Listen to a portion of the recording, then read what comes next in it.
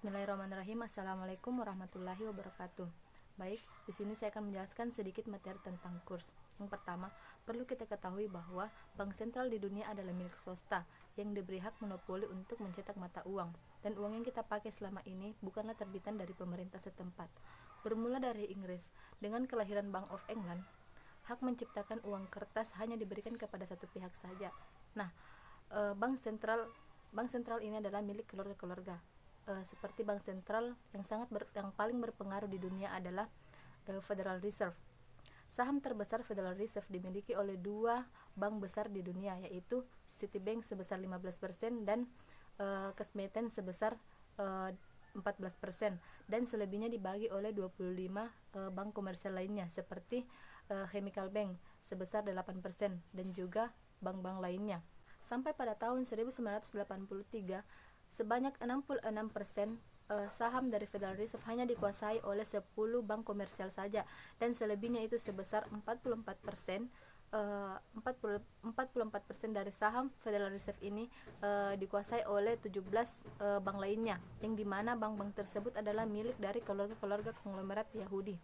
Selanjutnya, bank sentral yang ada di berbagai negara di dunia umumnya berlabel nama nasionalis, tetapi kepemilikannya adalah privat, seperti Bank of England. Bank of England bukanlah milik dari rakyat Inggris, melainkan milik dari para bankir swasta yang sejak tahun 1825 sudah berada di bawah kekuasaan keluarga Rothschild. Contoh lainnya yaitu Deutsche Bank yang bukan kepemilikan dari rakyat Jerman, melainkan telah dikuasai oleh keluarga Siemens dan Ludwig Bamberger.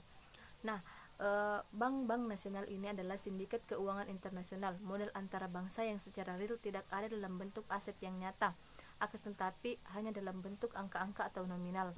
Hutang-hutang yang diberikan oleh bank sentral kepada pemerintahan suatu negara ini disengaja dibuat oleh sistem pemerintahan yang berdasarkan sistem demokratis dengan mengatasnamakan bahwa utang negara. Namun di sini kita perlu mengetahui bahwa para bankir ini tidak punya loyalitas dalam kebangsaan, namun mereka mampu mengendalikan kebijakan paling mendasar suatu negara, dan setiap kali mereka menciptakan hutang-hutang, maka setiap kali itu pula mereka menciptakan uang baru. Nah, di Indonesia sendiri, Bank Indonesia memiliki hak monopoli untuk mencetak uang rupiah, tapi di sini kita tidak mengetahui siapa pemilik dari Bank Indonesia ini. Nah, untuk itu kita harus mengetahui sedikit sejarah dari Bank Indonesia. Nah, sejak Indonesia dikatakan merdeka, BNI 1946 ditetapkan sebagai bank sentral di negara Indonesia dan telah menciptakan uang kertas pertamanya, yaitu ORI atau uang Republik Indonesia, dengan standar emas setiap 10 rupiah didukung 2 gram emas. Artinya setiap rupiah didukung sebesar 1/5 gram emas per 1 rupiah. Namun pada saat itu Belanda tidak mengakui kemerdekaan negara Republik Indonesia, sehingga melalui konferensi meja bundar disepakati beberapa kondisi pokok agar Indonesia mendapatkan pengakuan kemerdekaan dari pihak Belanda. Yang pertama yaitu penghentian BNI 1946 sebagai bank sentral di negara Republik Indonesia dan digantikan dengan Dijkvest Bank, perusahaan swasta milik para pedagang Yahudi Belanda yang kemudian berganti nama menjadi Bank Indonesia atau BI. Yang kedua, dengan lahirnya bank sentral baru itu, pencetakan ORI secara otomatis dihentikan dan digantikan dengan uang rupiah Bank Indonesia sejak tahun 1952. Yang ketiga, bersamaan dengan itu, hutang pemerintahan kolonial Hindia Belanda sebesar 4 miliar US dollar kepada para bankir elit diambil alih oleh negara baru ini. Nah, kondisi ini berlangsung sampai pada pertengahan tahun 1965. Bung Karno menyadari bahwa cengkraman neokolonialisme semakin kuat mencengkram negara muda ini. Sehingga pada bulan Agustus 1965, Bung Karno menolak kehadiran lebih lama IMF, Bank Dunia, dan juga menyatakan kemerdekaan dari PBB. Kemudian, pada saat naiknya Presiden Republik Indonesia yaitu Soeharto, neokolonialisme semakin menjadi kuat. Dan pada awal jabatannya, Presiden Soeharto kembali mengundang Bank Dunia, IMF, dan kembali menjadi anggota PBB. Ekonomi Indonesia pro Amerika Serikat yang diutus oleh Presiden Soeharto untuk menyetujui pengambilan alih perusahaan-perusahaan dari negara mereka sektor per sektor, seperti Freeport yang mendapatkan gunung emas di Papua Barat dan konsorsium Amerika Serikat mendapatkan nikel. Nah, selain itu, berkuasanya Orde Baru di negara Republik Indonesia juga menjadi alat berkepanjangan bagi neokolonialisme dengan cara memberikan paket bantuan untuk membangun bangsa-bangsa dengan predikat terbelakang, miskin dan bodoh.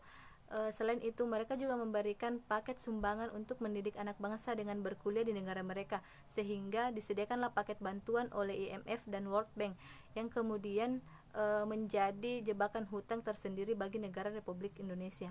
Nah, ketika Orde Baru berakhir pada tahun 1997, hutang Indonesia semakin membengkak, yaitu 54 miliar US dollar, yang awalnya hanya 6,3 miliar US dollar dan sudah termasuk warisan hutang dari kolonial Hindia Belanda, yaitu sebesar 4 miliar.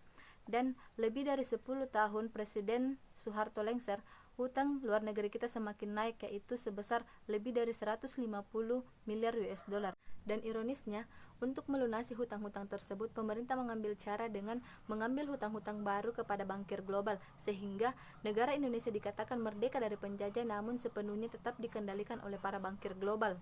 Sehingga kebijakan bank sentral kita hari ini sepenuhnya hanya menuruti kebijakan-kebijakan yang telah dikeluarkan oleh para bankir global, seperti dua diantaranya, yaitu tentang kebijakan bank sentral, dan yang kedua adalah kebijakan uang. Nah, yang pertama, dari tahun 1999, Bank Indonesia yang semula adalah DJVS Bank telah lama dilepaskan di negara Republik Indonesia.